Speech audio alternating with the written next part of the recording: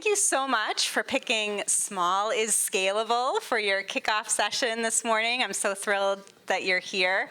I am Kerry McDonald, and my work really focuses on sort of two main areas, storytelling and state policy. So on the storytelling side, I'm a senior fellow at the Foundation for Economic Education, the country's oldest free market think tank, founded in 1946. And there I host the now 3 times a week podcast, the Liberated podcast, where I interview founders, just like many of you in this room, everyday entrepreneurs who are creating innovative, individualized educational models outside of the conventional school system. And if I haven't had you on the podcast yet, please, and if you're interested in being on, please let me know. I'd love to add you to the queue and continue to help share your story as well. So I do the podcast, I do articles at Forbes and the 74 weekly newsletter, just to sort of let more folks know about the incredible work that all of you are doing in changing the schooling status quo and encouraging much more entrepreneurial models of education. And then on the policy side, I'm the Valinda Johnson Family Education Fellow at State Policy Network, which is a national network that supports free market think tanks in all 50 states.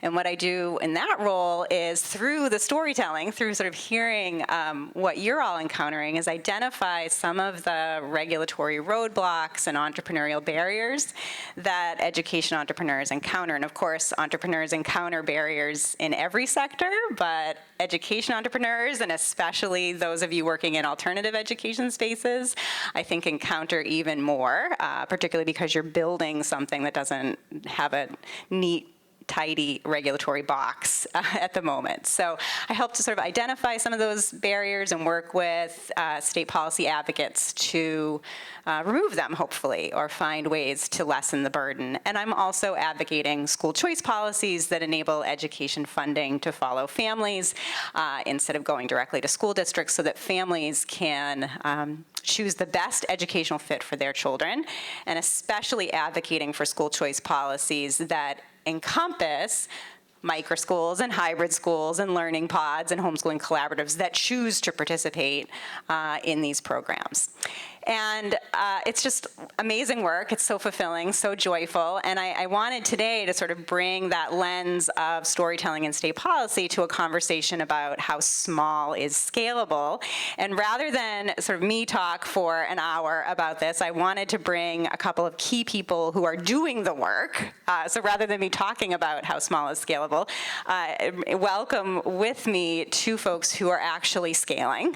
And so I'll have them introduce themselves in a little bit, but I thought I'd just sort of share who's joining me. We have Shireen Radigan, who I think you all just heard in our opening session, who's the founder of Colossal Academy, former public school teacher in Chicago, and then taught in private schools, more recently in a Montessori private school in South Florida, Fort Lauderdale, where she was when COVID hit, and then like so many parents and teachers, she created a pandemic pod in 2020 that evolved into a full-fledged microschool, private school, Colossal Academy, and now she is franchising Colossal. She already has 3 additional franchise locations, one internationally in Mexico, but mainly focused in Florida and Jacksonville and Miami, that are opening this fall. And so your goal is to incrementally scale this model through the franchise component. And you also are the co-founder of the Innovative Educators Network with Tony Florciardi, who's also here as the founder of Surfskate Science, and building up this grassroots network of innovative educators to really show that small is scalable. And now InEd supports, if the numbers are still correct, over 125 microschools and homeschooling collaboratives and learning pods in the 3 largest counties of South Florida, serving over 8,000 students a year. So already small is scalable, right?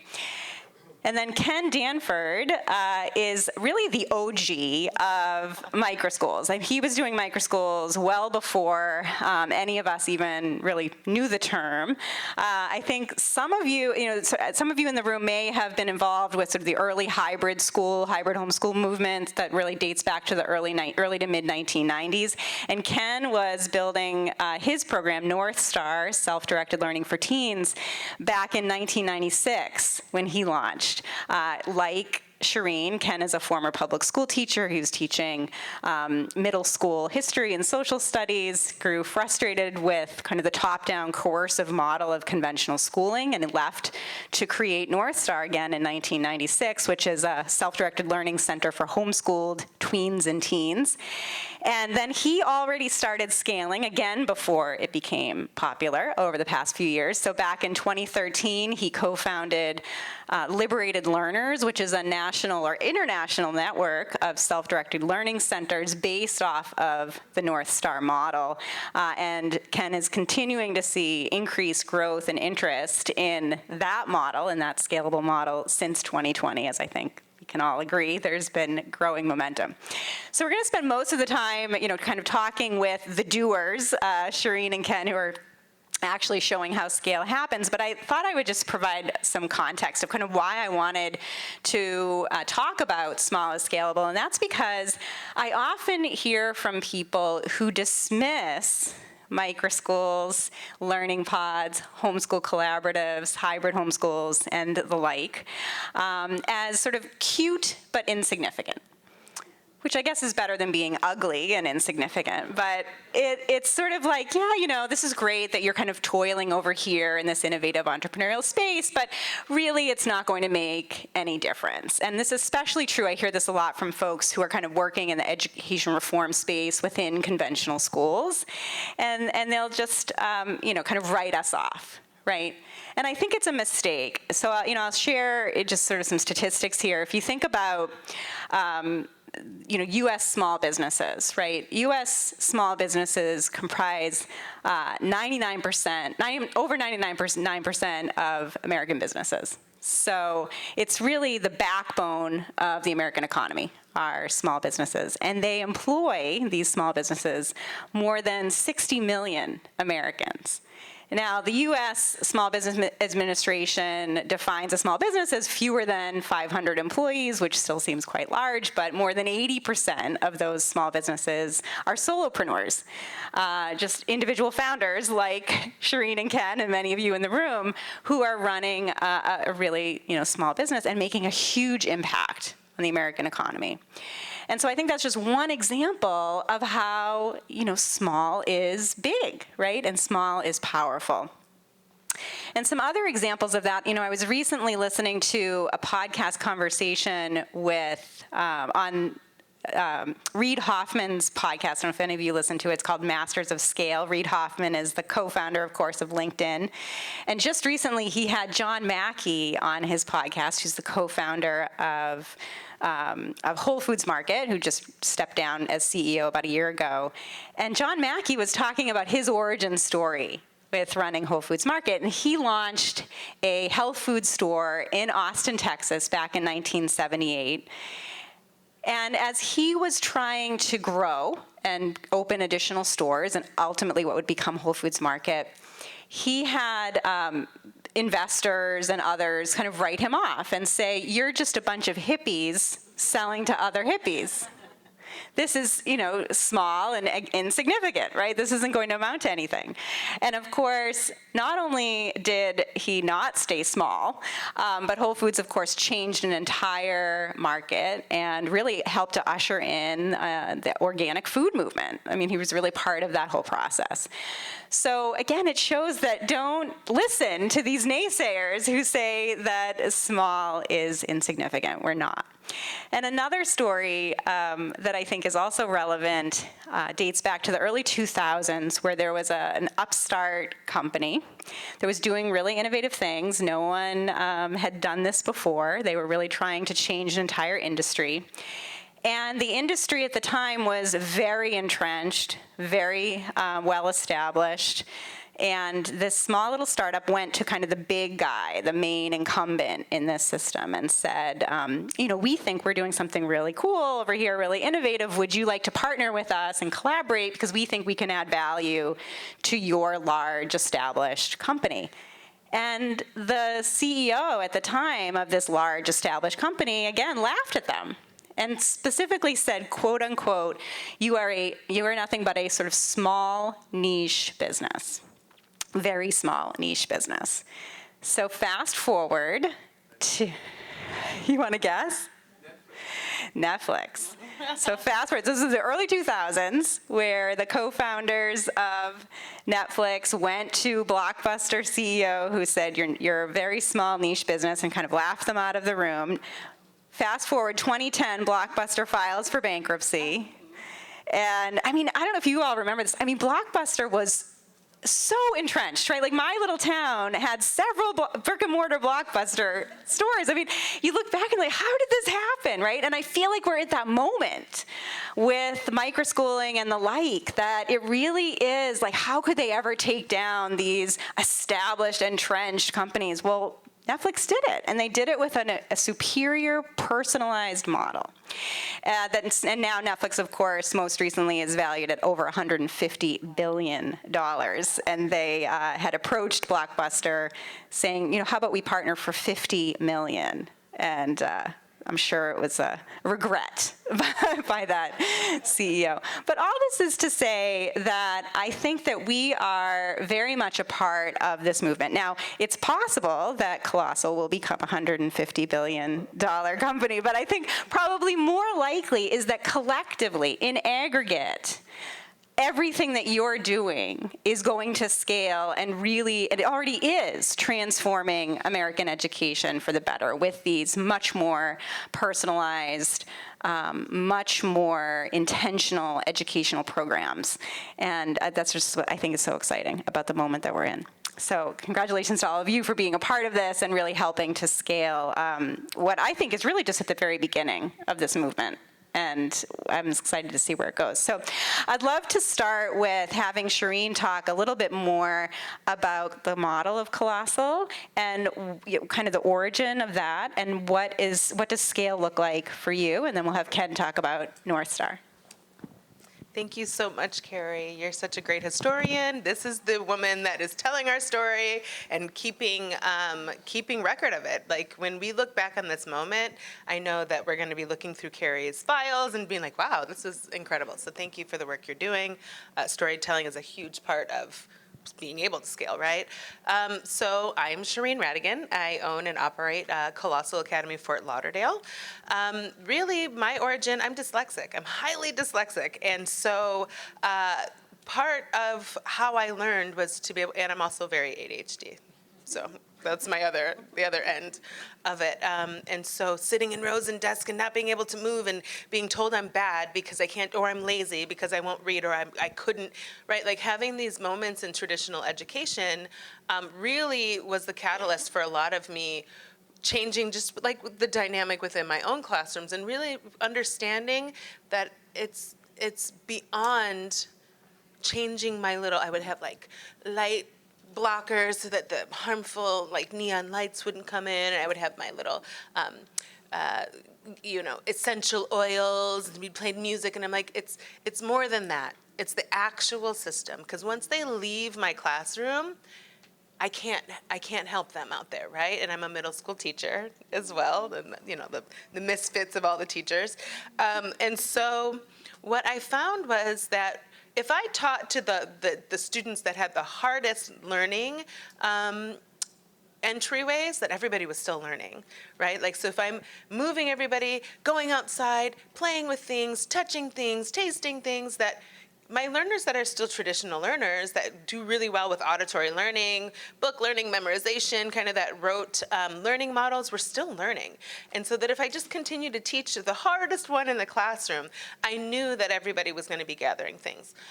What I found in the Montessori that I felt was lacking is I like rigor. I really enjoy deep understandings of math. I think everybody should take calculus because it's really cool, and I understand not everybody's going to take calculus, but I really love rigor, and I love the neurological pathways that are built by doing deep dives in language arts and numeracy and literacy. So for me, that's the foundation of our model.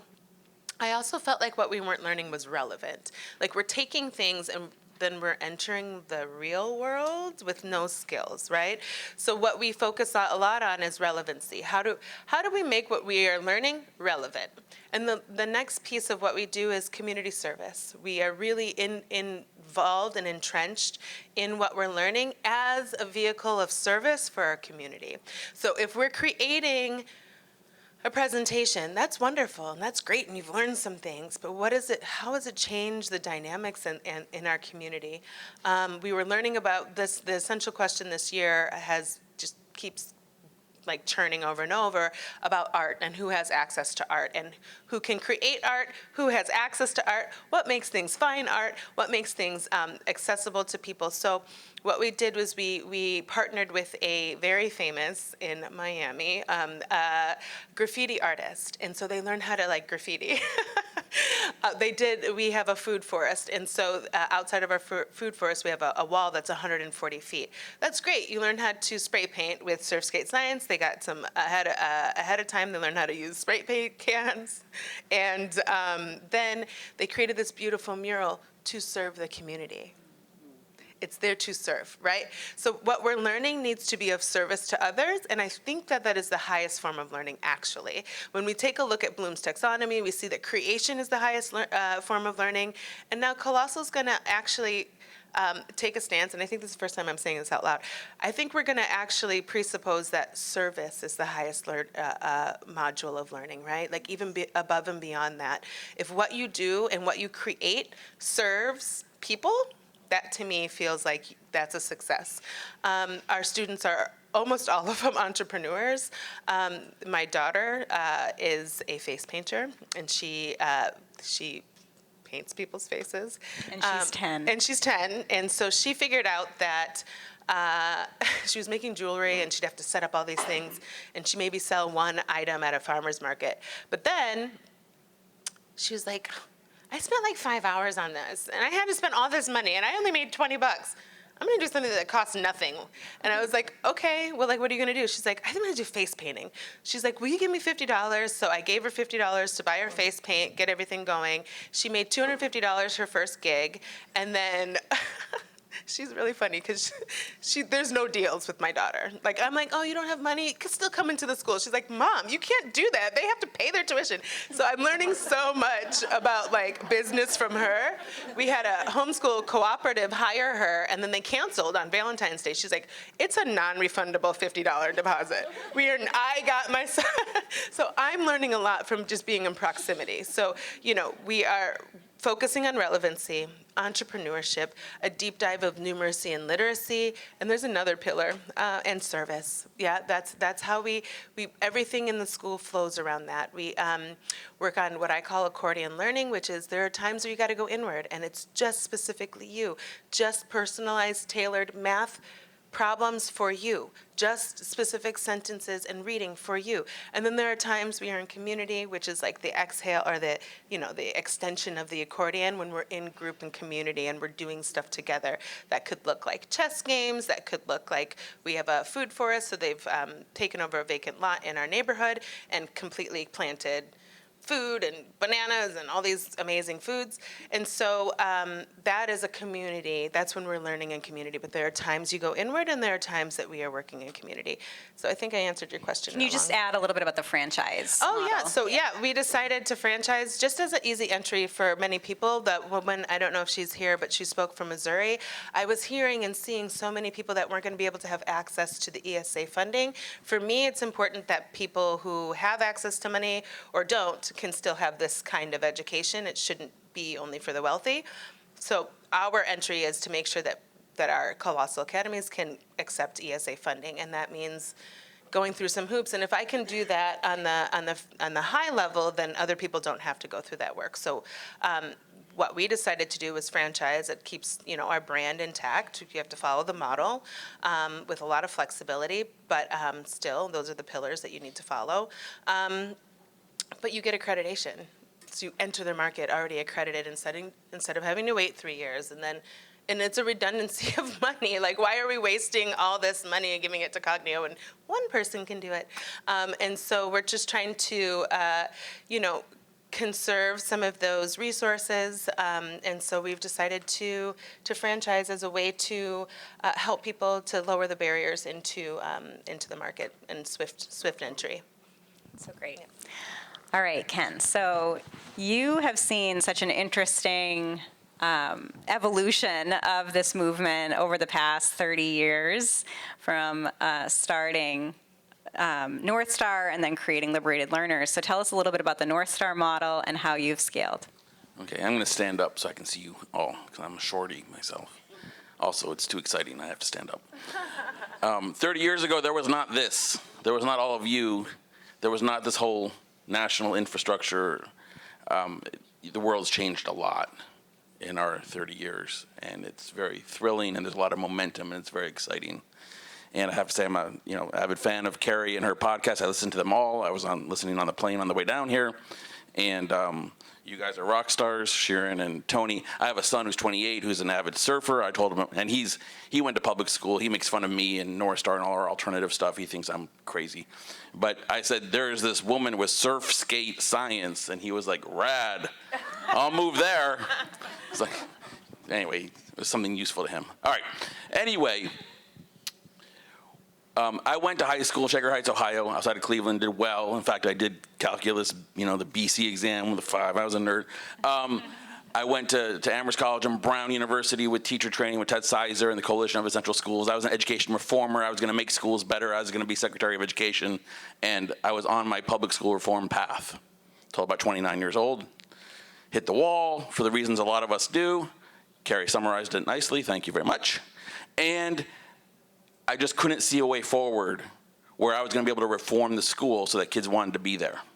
These same kids who hated school, they love their after-school activities. They love their summer camps. They cry when the theater is over, when the sports season is over. They love their coaches. They couldn't get rid of me fast enough cheering the last day of school on their buses, can we throw this away yet?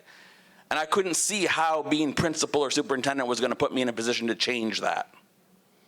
That was really disillusioning and discouraging and upsetting when I was on my life path at 30 years old, getting married, buying a house, having a kid, and like, what? Oops. Time out. It's a little bit overwhelming. I wasn't sure what I was going to do, but I didn't, for all the reasons. I didn't want to start a charter school.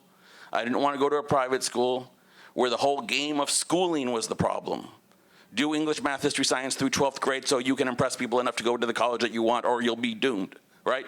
I wanted out. And it wasn't even true. Like, I became disillusioned. That's not even a truth anyway. People are not doomed. You don't need to go to school to go to college, and if you don't go to college, you're not doomed, and the whole thing is just a myth, and it's just not like you lose faith. What happens? Oh my God, it's like religion, right? You just like lost. And my friend Joshua Hornick gave me a copy of Grace Llewellyn's Teenage Liberation Handbook, How to Quit School and Get a Real Life Education. I wouldn't take the book at first. I didn't want to learn about homeschooling. That whatever my problems are, that is not going to be the solution.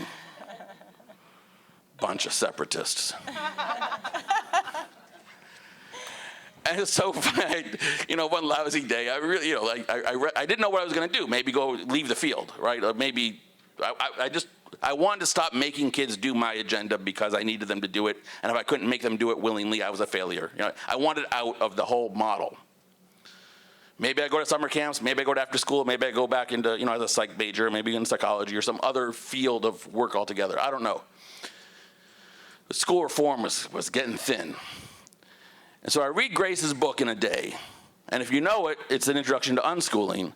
These kids don't go to school, they're not schooling at home, and they're getting away with it. The chess champs and the robotics and the 4-H'ers and who knew? I didn't know. Maybe you know, but you didn't. Back in 1995, you probably didn't know that you could not go to school and get away with it. There's a whole path. A bunch of winners. How come if this is true? How come everybody doesn't know? How come it can't be true if I didn't know, right? But it was true. It was just a culture I didn't know about, right? Well, that's not a first. So there's a bunch of people who choose to opt out of school, and they thrive. Sooner, better, happier, more self-aware, more mature. They do everything school kids can do without a diploma, or they get their own diploma, or they get the GED, and it's not a second class, it's not a stigma. They live in freedom from 13 to 18. They thrive, and they come out ahead of where they would have been had they stayed in school. All right, you're nodding. Thank you. I love your nodding. People think this is the craziest thing they've ever heard, right? It can't possibly be true, but it is. And so my friend and I decided that what we're going to do is quit school and help all the kids we're tormenting quit with us. There's no homeschooling, unschooling kids to round up in Western Massachusetts in 1995. There were 6 of them. I interviewed them all. I was in a doctorate program, which I quit. But at the point I did an independent study, interviewed them all. They're quirky kids. They're fine. They're interesting. They're, some of them are awesome. Some are, and there's helping school kids leave school to start homeschooling, unschooling, would be a gift. It'd be a better way to live. And it would change lives. So what do we have to offer to help kids leave school? Well, we're going to have an in-person community center programs open during the day. It's not very complicated. This is not rocket science. You could all answer this question right now in 30 seconds if you thought about it. You're going to have a little, after-school programs open during the day, a bunch of classes and groups, book groups in science and math and music and arts and trips and whatever. You're going to offer one-on-one tutoring to the kids who want it. You're going to host the center and be open during the day so they have a place to go and socialize and be, but they're not going to have to do all those things while they're there. They can just be there if they want, and they don't have to be there if they don't want. Everybody's going to have an advisor they meet with once a week. Is this lifestyle really better for you? Are you doing any better than you were in school? How are you using the center? What are you doing at home? What are you doing out in the world? Is this lifestyle actually functional for you? Meeting with them and their parents on a regular basis to make it a coached, supported, thriving thing. And then tell them they can come as much or as little as they want, and when they're here, they can leave. And when they're here, I'm going to do my current events in history and U.S. history, whatever, but they don't have to come. So if you don't want to come, your loss. I'm going with the kids who want to go. You stay there and do nothing. Dope. Right? It's fun. It's great. All right. 28 years. We have second-generation members. We have alumni in their 40s. Colleges everywhere. I have a TED Talk. I have a book. I tell you there's a study of alums with Peter Gray's help. It's all true, right? It's not rocket science again. It turns out great. In fact, for coaching a bunch of 12 to 18-year-olds to stop going to school, I've made nobody's life worse, right? It's true. Some of them go back to school after a year. They don't like North Star or whatever. And about a third of our kids are lifelong homeschoolers who come to us because they're homeschooling. Some are coming as happy, successful homeschoolers who are going to keep homeschooling with or without us, and they add us in. Some are happy homeschoolers who have hit the wall because it's the end of the line at 14 years old with the happy homeschooling. Some of them are new to homeschooling, especially post-pandemic, and they're making a mess of it. There's a lot of tension and frustration and work class, right? They don't know what they're doing. They're trying. They were found homeschooling, but it's not going that great. And kids with mental health woes and other kinds of, they're not leaving the house or whatever. And a community center is a lovely thing. All right, I'm going to say a couple things about scalability. First of all, we're going to talk about school choice in a little bit, so just maybe talk about liberated learners. And yeah, okay. But before I do that, the power of this model in our community, by not being a school has a wait list if it's good, if it's full. The charter schools, the private schools. If everybody went to file homeschooling papers tonight, nobody would have to go to school tomorrow. The idea of coaching miserable kids to claim their freedom today is unlimited. Talk about scalability. It's unlimited, right? We give out a template. Everybody completes their own version of it. English, math, history. In Massachusetts, you got to give some information about what you plan. In other states, it's even easier, right? We're like the hardest state, and it's not hard. It's very cordial. It's very polite. If everybody decided they wanted to homeschool, they could do it today for tomorrow. I got a new kid who literally coming Monday who can't stand the rest of 7th grade, and she's done. She refuses to go. And we have new kids coming in April, right? It's powerful. I'm not always sure it's wise, but it's powerful. I'm not for quitting in weakness and avoiding and not confronting your heart. But when the idea that there's no wait list, there's no lotteries, there's no applications, you file the homeschooling thing and you're done. That's an incredibly powerful approach. Okay, we chose not to franchise because North Star's kind of our little weirdo version of how we want to work with kids, with everything's fun. Right? And I don't want to micromanage everybody to do it my way. And you don't need me to, and you'll do it better than I do it for you and your community anyway. All you people are awesome. I listen to Kerry's podcast, and everybody's awesome. And they're smarter than, it's great. So you don't need me to franchise and micromanage you. So we created a network called Liberated Learners where we're coaching people up to start their own centers.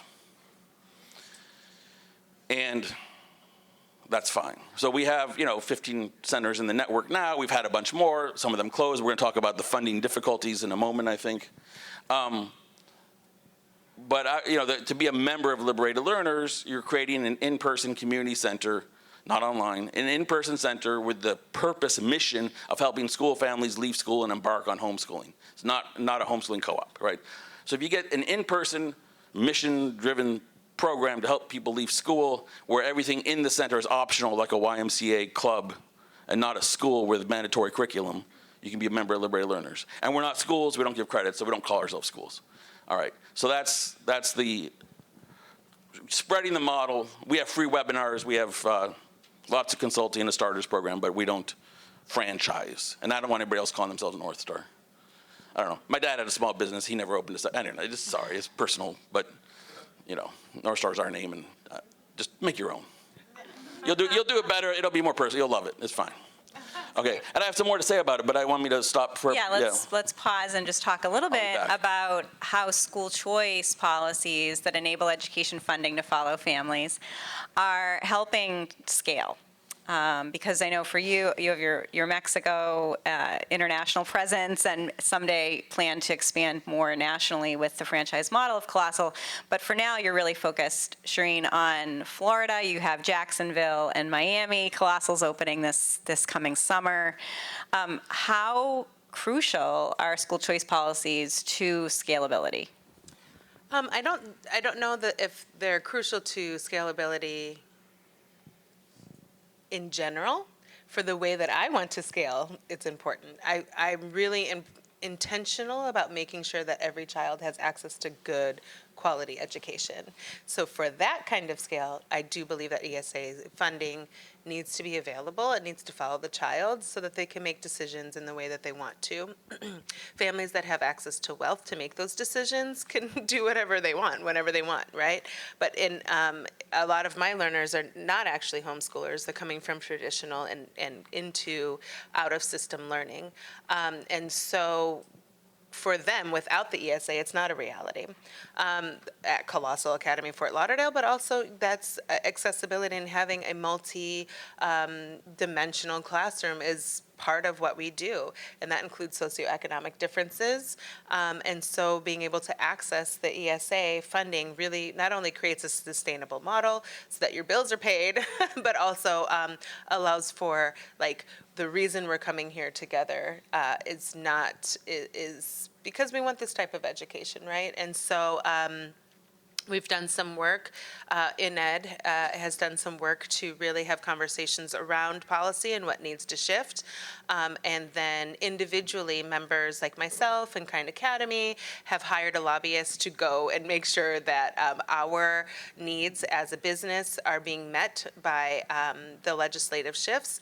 Most currently, we at July 1st of what year are we in? 2023.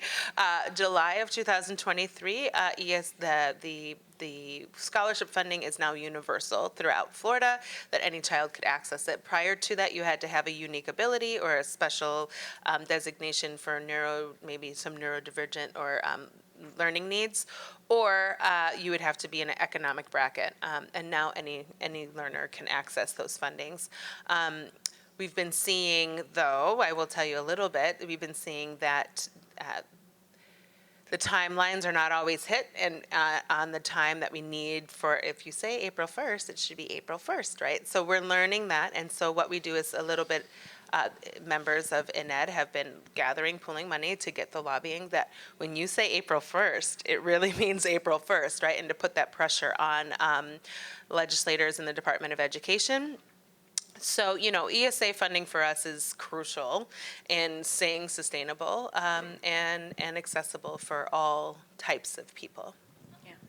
So Ken, you have Liberated Learners affiliates all over the country in states with and without school choice policies. I think about, for example, Troy Salazar in Iowa, who's running Liberty Self-Directed Learning Center, a North Star model, as part of your network. And Iowa, of course, one of the states last year that went universal with their universal ESA, but it works a little bit more like a voucher currently in Iowa, where you have to be an accredited private school. So despite the fact that many of Troy's families would love to be able to access some of those ESA funds in Iowa. He's not able to because he's running as this homeschooling collaborative. If he's in other states, then he, like Utah and Arizona, then he would be able to be a participant, be a provider for those programs. So that's just an example. And I know that you're really focused now on scalability in states that have generous school choice policies that apply to microschools and pods and homeschooling collaboratives. And maybe you could talk a little bit about that, as well as what you've seen over the years in terms of how, without access to that sustainable funding, scale can be difficult. Yes. Okay, I'm going to reverse the order because of the question. Thank you, Kerry. Stand Together Trust has given us a grant to focus our consulting on states with ESAs and public funding. And I understand Kai Pod and Prenda are ahead of me. These wise guys have figured out in this day and age, why don't we focus our expansion on states where there's public money in New Hampshire and Arizona and other states, and it's not necessarily try to help every random person in Montana or wherever, Massachusetts, New Jersey, that doesn't have public funding. Turns out it's a good idea. Well, we also have centers in Manila, the Philippines, in Australia. I've talked in our webinars, we have a lot of international people from Europe and Asia, India, on our monthly webinars. And, you know, somewhere there's kids in Manila walking around loose because of our influence, right? It's pretty kind of cool.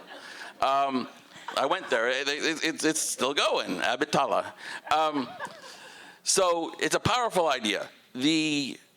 In 2013, we made Liberated Learners. We took the consulting and the spreading the model out of the North Star domain and made its own nonprofit. Just seemed like a healthier way to go to be independent. North Star is its own problem in Western Massachusetts. That's my center. Liberated Learners is the network. Right? North Star is a member of Liberated Learners, an equal member of Liberated Learners. We have seen a lot of really awesome people start, succeed for a few years, and close. Ottawa, Compass Learning Center, awesome. Beacon in New Haven, awesome. Big Fish in New Hampshire, awesome. Epic in Texas, awesome. So, and more than that, right? It is very discouraging because look, we welcome everybody at North Star. We turn nobody away from money. We have a sliding scale. And people can't even get into the low end. We welcome them too. Your daughter would fire me in a second. No use for me. Why are you wasting your time with that guy? All right. But we welcome everybody. Financially, we welcome everybody regardless of being a hard case. Everybody's welcome at North Star. Anybody wants to stop going to school, we're going to help you try this lifestyle. And that's pretty much shared. It's not required to be shared at Liberated Learners or the network, but almost everybody who's starting a center shares that general philosophy of trying to make this lifestyle possible for any teen and family in their community, right? And some of the programs do work with younger kids. We're not only for teens. Liberated Learners has several programs that are K through 6 too. But it's really hard. If you're gonna have 4 or 5 staff with 40, 50, 60 kids, you're gonna have a $300,000 or $400,000 budget to pay salaries that are not even comparable to public schools, but at least decent. And to get $300,000, $400,000, you have to average $7,000 to $12,000 a family. It's just that you can do the math and run your head around it 1,000 times, it's gonna come out the same. And most American families, certainly in my community, and I bet in yours, most can't afford $7,000 to $12,000 a year. They can afford maybe 3 to 6. Some can't afford that. You know, in some communities, most people can't afford that. But in a lot of communities, people might get up to, $3,000 to $6,000, $7,000. And certainly, top 25% of Americans can afford more, whatever. But it's tough if you're going to be inclusive of everybody who's miserable in school and try to create an option and pay your staff and have a reasonable roof over your head that's not, a crash pad. It takes a budget of $300,000 or $400,000 to have the right amount of staff and the right amount of, pleasant space.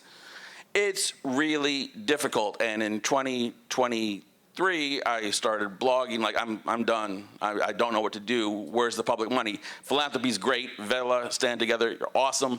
There's not enough philanthropy to help all of us start centers in all of our communities and pay all of our people enough money. There's just not enough philanthropy to go around. The answer has to be public funds.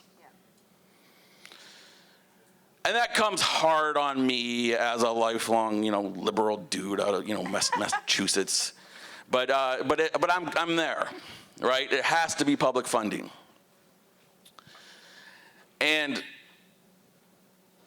if every family came to North Star or a Liberated Learner Center with $5,000 to $7,000, and then we had a small sliding scale on top of that, it'd be a lot more functional, right? But without that, if everybody's coming with, $1,000 to $6,000, $1,000 to $8,000, in wealthy communities, my buddy in Princeton, they're averaging $12,000, $13,000, $14,000 a family. It's just not my community. That's not what we're averaging. And we do a lot of fundraising, and I'm able to pull that off with board members, with family, with friends, with my network. I'm in a position to pull that off. And but we're 28 years in, and there was a lot of years I can coach you to skip the first 10 years of what I did. But anyway, I think there has to be public funding if we're going to be inclusive in a wide-scale alternative to public schooling. Charter schools, fine, but they're still 5-day a week through 12th grade, English, math, history, science. I would love to see public schools just offer North Star inside it, right? Here's a 2-day a week for free, come to our buildings with some nice staff, do your little science experiments, do your little surfing or painting or whatever you do. No credits, no diplomas, but nice little community for free. We'll pay our staff and we'll submit a bill to the state for reimbursement for partial student time, like the woman in Colorado that you had on your podcast, right? Genius maneuver. I'd love to see something like that, right? Schools open up to be more flexible. But there has to be some level of external support, and I just don't think there's enough philanthropy to do all of us with all of our programs, and then we're competing against each other, and that's a little uncomfortable, right? Because they fund one, going to fund some of us, but not all of us. So then it's not pleasant, right? So that's what I got to say. Massachusetts will be the last state to have an ESA. All right, New Hampshire is across my border. I've been up in New Hampshire. I was down in Florida visiting my folks and running around Florida meeting cool people. Arizona is on our list. If you're in a state and you want our help, we're ready to give it to you free this year because we have this grant from Stand Together to experiment on. If we're focusing on will this work better in states with public funding, that's what we're doing. We will work with you. Our prices aren't very high anyway, but we really want to see if we can do this in Arizona, and because there's a limited number of states where the ESAs go to homeschoolers, right? West Virginia might be one. Whatever, you guys know the rules. Anyway, so that's what we're doing this year is trying to see if we could do this better in some states where there's public money, and if not, well, I think we can. I think it would intellectually. I don't know if we can do it as fast as 1 year.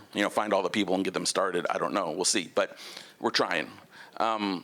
But I think that has to be the future. I think that just everybody doing their own entrepreneurial from scratch is going to be limited to wealthy founders, people with wealthy boards, people with access to, one founding family who's, .com millionaire who's going to give all the money to fund. Like, there has to be one stroke of luck. And, every private school that's here 100 years also has that. And, someone was donated a lot of money to those places.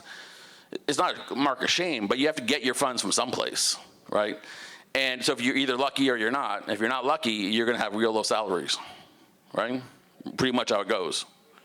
So, all right, I think I answered your question for now. This is so great. So I'd love now to spend our last 15 minutes just having a conversation with all of you. Questions, thoughts, comments on anything we've talked about.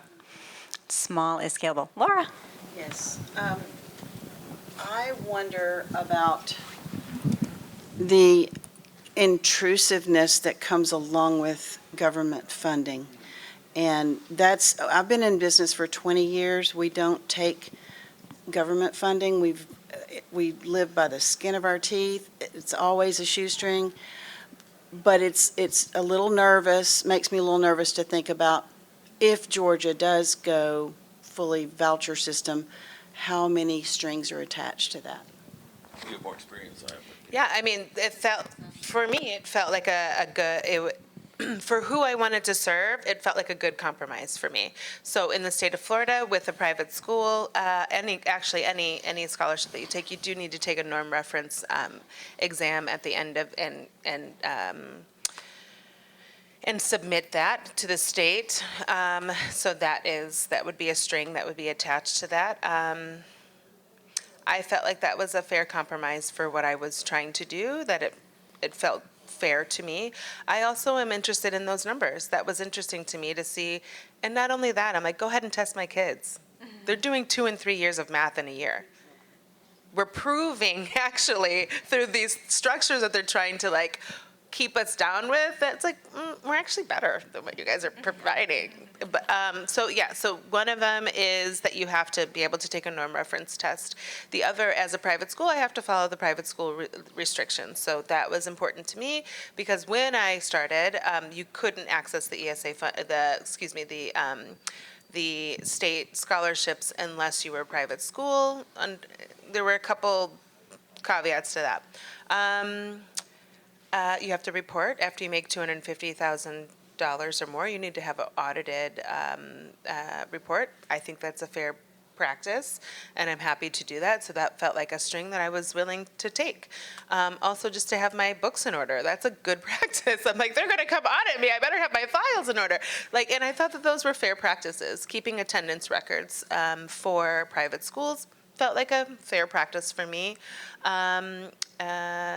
I get to choose if I want to mandate vaccinations or not. We don't, and that felt fair to me to maintain a record of vaccinations. If it's a religious exemption, fine. And that was a colossal decision. But specifically with the vouchers for families who are just, there's a personalized education scholarship. They call it PEP. Tony, what do you have to do? You just have to? Yeah, I was just going to ask Tony to say. They have 5 lanes. You can either be a straight homeschooler, not take the funding, don't worry about standardized testing. You have the PEP, which is you'll have to, right now, just do standardized tests. A lot of homeschool families are worried that will change and they'll ask for more. But right now, that's all you need to do. And then you can do, so you can do private school, charter school, public school. So you have 5 lanes to choose from, which is awesome. Yeah, go back here. I just want to speak from Arizona, which has the best ESA program. Oh, I want to say that I don't think, and we don't discuss with our families, that ES funding is government funding of schools. It is not government funding. It is the money that families are entitled to to educate their children. I just think we need to change that language. And if you're an entrepreneur, to avoid the concept like me accepting this money, that I'm tied to the government. Yeah. In Arizona, it's the Wild Wild West. We have virtually zero regulations around ESA, other than becoming a qualified vendor, which the bomb on the street to become a qualified vendor. Do not quote me on that. I think it is, and Ken, I'm glad that you're thinking about coming to states where there is ESA funding. Not only that, what Arizona also offers is tax credits, which are not talked about at all. Dollar for dollar tax credits, which to me is a game changer in education to mix up the socioeconomic diversity of schools, which are schools intentionally socially economically diverse. I actually think, Ken, despite her, I think there's a lot of money on the table by families, low and middle income families, for education. It's the one expenditure that I think we can train people to spend money for. Because when it comes to youth sports, I'm just going to say the last thing I'm going to say, your parents, regardless of what their social income is, they're spending $5,000 to $10,000 a year for youth sports. I'm sure some of you are in this room who spend that amount of money. So if you're spending that on youth sports or ballet or piano or whatever you're doing, there's money on the table for education where we can incorporate some of those activities. Thank you very much. Can you tell us your name? Jack. Jack. All right. Let me just actually add, so Jack And I wanna- was a charter school founder and then switched over to Arizona to start an all-boys microschool in Arizona, so exciting. And then just for Laura started Compass Prep in Georgia in 2005 and now expanding to a second location. So just wanted everyone to have that context. Yeah, I just want to say we don't test at North Star. We're not going to. It would be really rough to. I don't really believe that the tests show anything meaningful. That the test results are because of what we did. There's a lot of problems with philosophically with testing that I don't want to compromise on. And I think that in the long run, I see the article from the 74 about Arizona with the chicken coop and, you know, the list of things, SeaWorld, and, you know, I think all that is great. Homeschoolers should be able to buy whatever they want with their ESA money, but I do think there'll be backlash about, you know, it wasn't spent on books or work, you know, academic things. And I don't know where that backlash will go in the coming years. And I do think that refundable tax credits might be a more helpful solution. You know, during COVID, when we had the federal refundable tax credits, every family got the $3,000, right? You know, if you made that, you know, whatever, you made that, but it was just money given to the families, they could buy what they want, instead of going through a middle clearinghouse to get approval to spend it to an approved vendor. I don't know that North Star would qualify as an approved vendor in some of these places because we don't require attendance. We don't make kids read books. We offer all the things, but we don't make, you know. Yeah. I know in Arizona, but you know, it wouldn't. I'm wary of assuming of what we would who would like us, and I'm wary for the homeschooling, unschooling community that are going to unaccredited, you know, people not going to accredited private schools, right? And I'm for this, like, school's optional. You don't need to get a diploma. And I'm for this bigger idea. And I want money to support families who want to utilize that idea. And to constantly being challenged on it is worrisome. So in the short term, you know, it's plausible. In the middle to longer term, I'm not sure where it'll go. I'm cautious. I'm watching carefully. And maybe ESAs won't be the model. Maybe it will be a refundable tax credit or some other kind of way to get money to families. Yeah, Tony? I have a question about 501c3. Is that something that's scalable if you're a nonprofit, or is that totally Sure. category?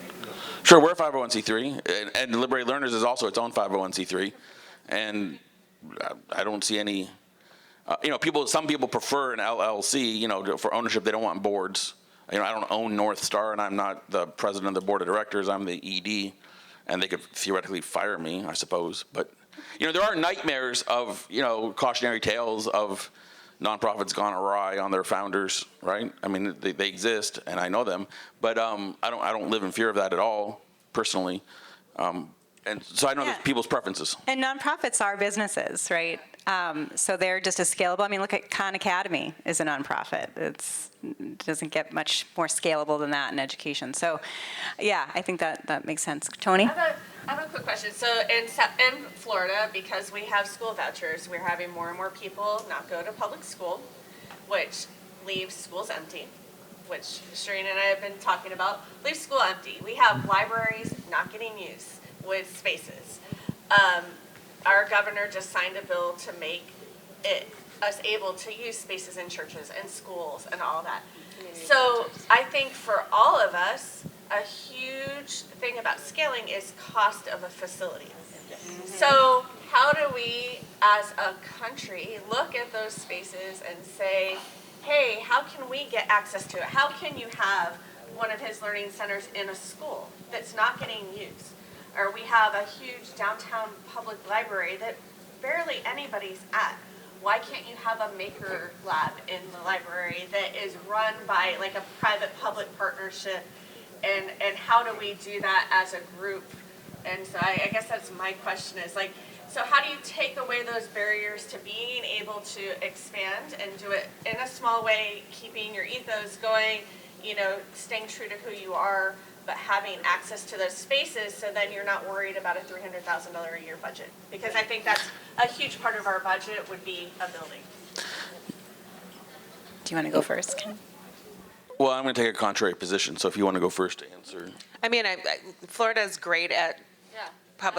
public-private partnerships. We do it all the time. We've seen great success. We see innovation moving very swiftly with these so that we're in relationship and collaboration with, you know, now I know, not to put your business out there, but Broward County Schools, sixth largest district in the United States, has approached Surfskate Science, and how can we bring some of this private amazing curriculum to our students in whatever way that looks like.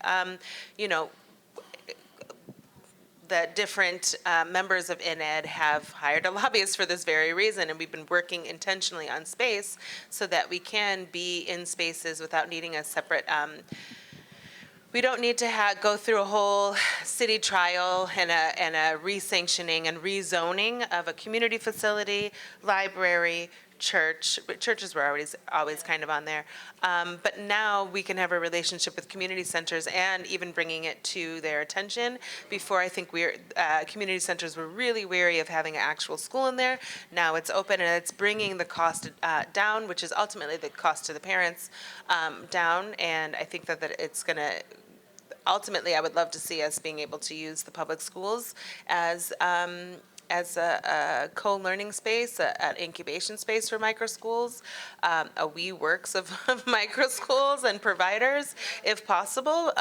We are seeing we're brushing up with some of the tensions there. It's quite fascinating that the school was all about learning in children, but not children who homeschool. So it's been really, it's like, no, but whatever. So we're in conversations now of how do we get access to those buildings so that children still get to have the school that was built for them in the first place. But now public schools are going, let's do something innovative Yeah. and do project-based learning. We're like, homeschoolers have been doing it Forever. It's very funny. My contrary position is, yes, finding the space is a problem, but it has never been the defining problem for a Liberated Learners founder. Like the homeschooling groups are finding spaces. And in terms of the budget, your rental should be, with the utilities and insurance, the fixed expenses, 20% of the budget or something. 60% of the budget is personnel, is salaries. And, my concern is how to have enough money to pay staff, enough money to make this a valuable job, and not, we have a lot of 3-day-a-week and 2-day-a-week part-time people at North Star, and we're basically paying $32 an hour, which is pretty good. But, we're not paying what public school people are getting in terms of, medical benefits and pensions, paid time. It's really hard to pay reasonable salaries. And I'm much more focused on that problem than on finding a space. Now, I know that finding a space is a first and urgent problem for a lot of people, and it may be worse in other communities, and you're not making it up. Yeah, South Florida, Okay. $4 million for a building, Right. minimum. Right. I know you're not making it up. But my experience is that the bigger problem is paying staff. Sure, it's going to take you and your team and all the people who want there to be a program, some creative luck to find a space. And it can't be just the one person. It's got to be everybody looking and asking, and it takes a bit of right place, right time luck. On the list of problems, it's right there, but it's below paying salaries for me, is what I'm trying to say. We have a couple more minutes. Any other questions? Yeah. I have one for just when you are approaching, folks that are approaching you to franchise, are you seeing these are people that have already been successful in some kind of business venture and now have a heart for this, or is it maybe somebody leaving the school class, a teacher that is meeting up with maybe a financial investor? Like, what are you seeing in this environment? That's a great question. I'm just starting, so yeah. My heart wants teachers to open and own and operate their classroom in the way that we should have the right to do that. I think that teachers are magnificent human beings, and I think we have so many skills that are just, we don't even realize we have, and that they translate so easy to business. The more I meet high-level executives, I'm like, I know 27 teachers that could do your job better than you could.